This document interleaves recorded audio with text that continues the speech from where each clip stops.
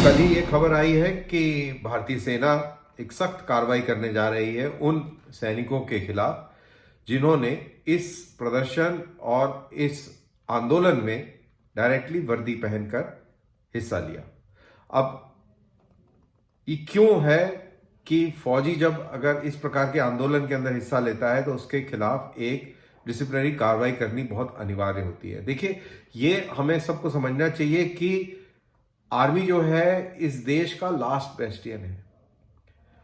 अगर बाकी सब कुछ फेल हो जाता है तो आखिर फौज ही है जो इस देश को बचाएगी। जब आपदा आती है, सुनामी हो, बहुत भयंकर कोई चक्रवाती तूफान हो, बाढ़ हो, तो वहां पर सब कुछ फेल हो जाता है। एडमिनिस्ट्रेशन फेल हो जाता है, सब कुछ फेल हो जाता है, दूरसंचार फेल हो जाता है, और फिर वहां पर आती है फौज, लोगों को राहत प्रदान करती है। जब किसी स्टेट में ऐसी सिचुएशन हो जाए जहां पर आपने देखा होगा हिंदुस्तान में कई जगहों पर नक्सलवाद के इलाकों में, नॉर्थ ईस्ट में, कश्मीर में, जब एक अलगाववाद की सी लहर दौड़ने लगती है, पुलिस थानों को टारगेट किया जाता है, सरकारी दफ्तरों को, सरकारी लोगों को, तो जब मशीनरी पूरी स्टेट की चरमरा जाती है तो आखिरी जो बेस्टियन है वो फौज है। तो फौज सामने आती है, फौज एक्शन में आती है और तब वो स्थिति को सुधारती है, संवारती है। तो इसीलिए फौज को आखिरी बेस्टियन बोलते हैं। आपने अभी ये वॉशिंगटन वाले व्यूज देखे होंगे कि किस तरीके से लोग कैपिटल हिल के अंदर घुस गए। फर्ज करिए कि ये बहुत बड़े पैमाने पर हो जाता, वहाँ का जो सेनेट है उसको तबाह कर दिया जाता, बहुत सारे लोगों को अगर यरगमाल बना दिया जाता, हॉस्टेज बना दिया जाता, तो क्या होता? अमेरिका की फौज आती और डेमोक्रेसी को रिस्टोर करती, डेमोक्रेसी के मंदिर को रिस्टोर करती, अब बंदियों को छुड़ाती। तो सेना का एक बहुत महत्वपूर्ण काम है और ये आखिरी स्तंभ है देश के जो वजूद को कायम रखने के लिए। तो ये इसकी एक अहमियत है और इसकी अहमियत के चलते इसके जो सैनिकों के ऊपर कई सारे प्रतिबंध हैं, कई सारी प्रतिज्ञाएं हैं जिनको फॉलो करना पड़ता है। और उसमें से एक ये है कि सेना का सिपाही जो है किसी भी ट्रेड यूनियन, किसी भी पॉलिटिकल पार्टी, किसी भी धरना प्रदर्शन, स्ट्राइक्स, इसके अंदर हिस्सा नहीं ले सकता। आपने पुलिस वालों को स्ट्राइक करते जरूर सुना होगा, देखा होगा। रेलवे के अधिकारी स्ट्राइक करते हैं, सारी सरकारी महकमों के लोगों को एक अधिकार है कि वो स्ट्राइक कर सकते हैं। लेकिन फौज के लोगों को स्ट्राइक करना एक कानूनी अपराध है और ट्रीजन है बेसिकली। और अगर कोई सिपाही या कोई अधिकारी या कोई भी सैनिक अगर इस प्रकार के आंदोलनों में हिस्सा लेता है तो वो भी एक तरीके का एक ट्रीजन है, बिट्रेयल है और जिस चीज की आपने प्रतिज्ञा ली है उसकी खिलाफवर्जी है। अब जो लोग जो लेफ्ट मेंटेलिटी के हैं, वामपंथी मानसिकता रखते हैं, वो ये कहते हैं कि भाई उस सैनिक ने क्या किया? उसने यही कहा कि मैं एक सिपाही हूं और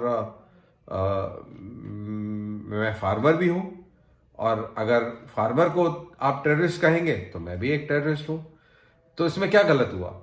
देखिए, लिटरली तो इसमें कोई गलत नहीं हुआ, लेकिन जैसा मैंने समझाया कि जो सेना है वो देश का आखिरी स्तंभ होती है और इस स्तंभ के अंदर किसी प्रकार की दीमक लगे ये किसी को मंजूर नहीं होना चाहिए। पूरे देश में हम सबको इसके खिलाफ जो है आवाज उठानी चाहिए और मजबूती से उठानी चाहिए कि भाई ये नहीं होना चाहिए। बहरहाल इसके ऊपर आवाजें तो कोई खास उठी नहीं कहीं भी, लेकिन फौज ने इस चीज का संज्ञान लिया और अब इनकी कार्रवाई आर्मी एक्ट 21 के तहत जो है करी जा रही है और ये सख्त कार्रवाई होगी।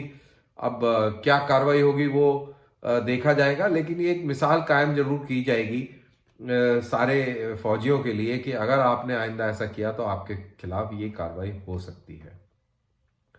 अब इसके ऊपर एक एंगल है और एक और शेड है जिसको मैं टच करूंगा, और वो है हमारे जो सेना का जो स्ट्रक्चर है और जो इथॉस है, वो एक बड़ा ही फ्यूडलिस्टिक इथॉस है और सीनियरिटी और सीनियर हायरार्की के ऊपर बेस्ड है।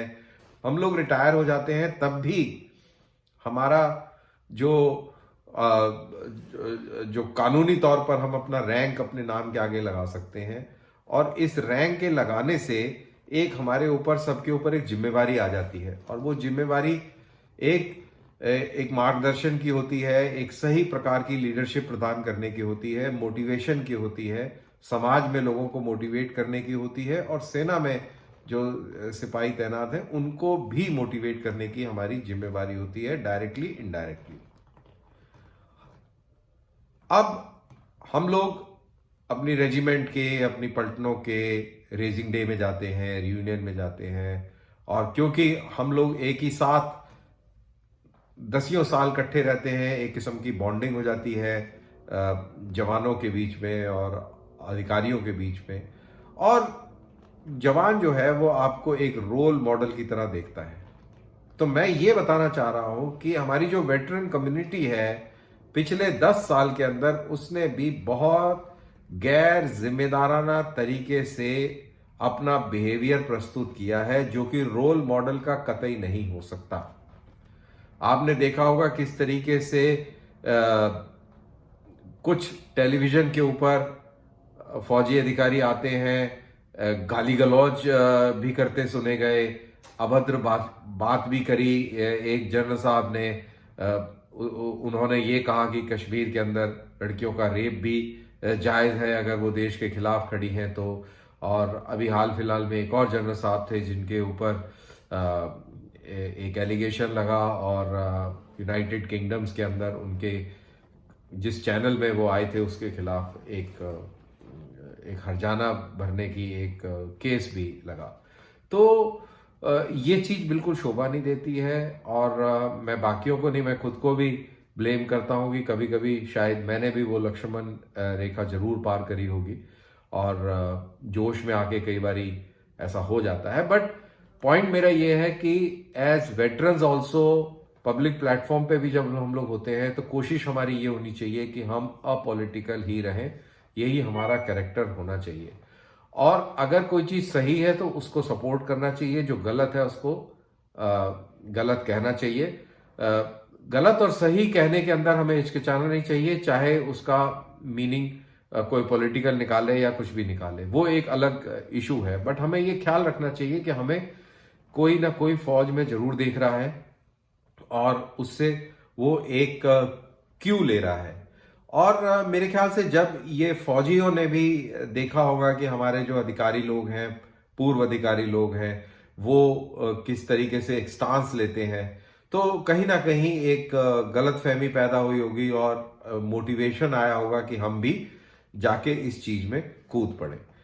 बहुत सारे भूतपूर्व सैनिक जो कि वर्तमान सरकार से प्रसन्न नहीं है, वो इस फार्म प्रोटेस्ट में गए, और जाहिर सी बात है कि उस फार्म प्रोटेस्ट में उनका वहां खड़े होना, रैंक का इस्तेमाल करना, वहां पर भाषण देना, उससे कोई ना कोई जरूर प्रेरित हुआ होगा, और वो इस प्रेरणा का शिकार बन गया होगा।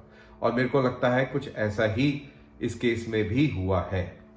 तो ये बात थी, और आइंदा से ऐसा ना हो, क्योंकि आज ये फार्म इशू है, कल कोई और इशू हो सकता है।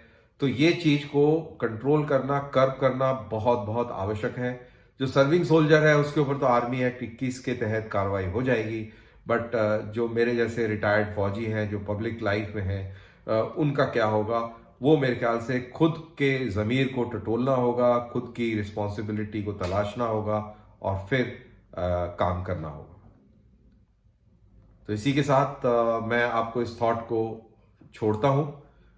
अगली बार फिर किसी एक टॉपिक के ऊपर बात करेंगे, तब तक के लिए जय हिंद।